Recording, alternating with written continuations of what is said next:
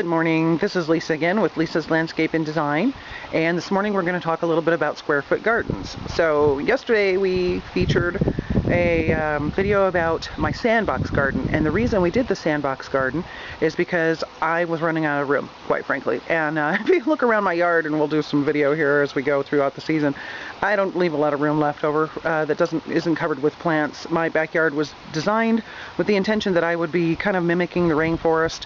I have layering plants so that they go from high, obviously, in the back to low up in the front, and I want to cover as much area as we possibly can. So the concept of square foot garden is pretty much, self-explanatory. You're going to kind of grid out the area that you have, so maybe it's 12 by 14, and then for each foot you kind of calculate what is going to fit in that space.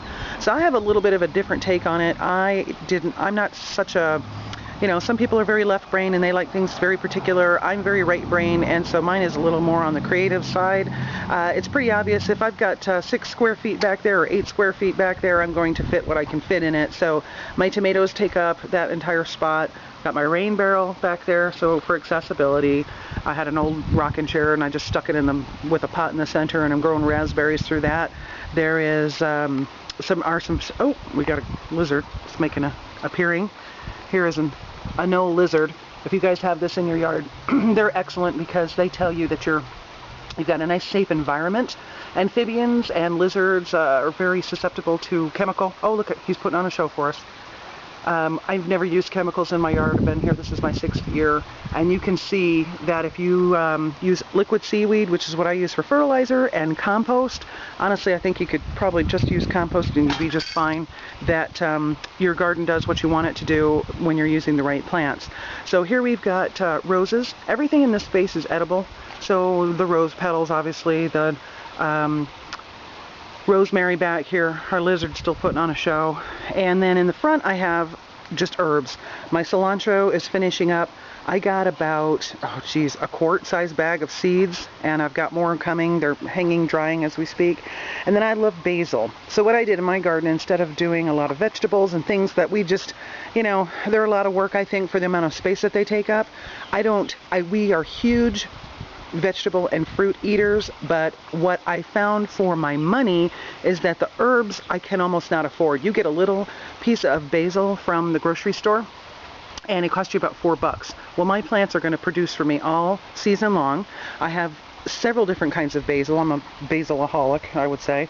I have curry and chamomile and dill, and you see my dill actually went to flower here. Fennel, it's just, the things that I know that are just I can't justify paying for at the grocery store. So what I did is I added my herbs along the front here. They're still quite small, but they're going to be really large, and they're going to take up that whole fence. I have access to those very quickly, so I like that they're along the front. And then I put stepping stones along the back, you can see on either side, because once you prepare your garden, you don't want to walk through that. You're taking the oxygen out of the air, you're compacting the soil. It's just bad business all the way around. So you need to have an opportunity to walk through your garden without walking through where your plants are, so that you keep them without compacting the soil. And then I have a plum tree I've planted here. We got a little bit of fruit out of it with the cold hours. I didn't get much, the few cold hours I should say. But eventually that's going to give me some afternoon shade. And we sweep down here, a little bit more cilantro. I had a lot of volunteers this year, so it was all over my entire yard. I planted peppers along the bottom, and so this is just a big area that I made so I could kind of plant whatever I chose. I've got Mexican mint marigold, and then I've got tomatoes over here in pots behind my Mexican feathergrass. I've got a big Esperanza back there in a pot, some oregano. So I just put things wherever I had space over here, and I knew that I could still access them. Again, more rain barrels. And use that for my use as well as for watering and fertilizing. Again, my only fertilizer is liquid seaweed. And then I compost in the spring and we mulch in the fall. And my composter that I use for my vegetable bed is actually this little spider composter. It's about maybe 3 by 3. It comes on this little stand, which is why it's called a spider composter, and you spin it on those wheels. I prefer my compost to be self-contained, so we're in kind of a small section of Avery Ranch that you know, I don't want a bunch of rats and snakes and critters going around in my backyard because it's small.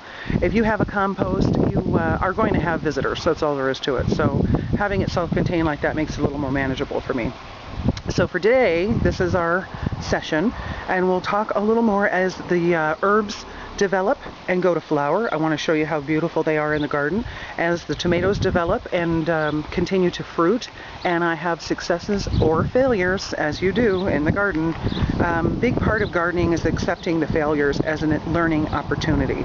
It doesn't mean that you're a bad gardener. We are inherently designed as human beings to be gardeners, so that's not the problem. Sometimes it's a lack of education, sometimes it's just the wrong spot. Plant does well in Lakeway doesn't mean it's going to do well in Georgetown. So having a little patience, or a lot of patience, as the case may be, and enjoying the tour as you go through your garden, and the experience of both your successes and failures will make you a truly successful gardener. And with that, we're going to close up for today, and then look forward to seeing you next time. So go get your garden on.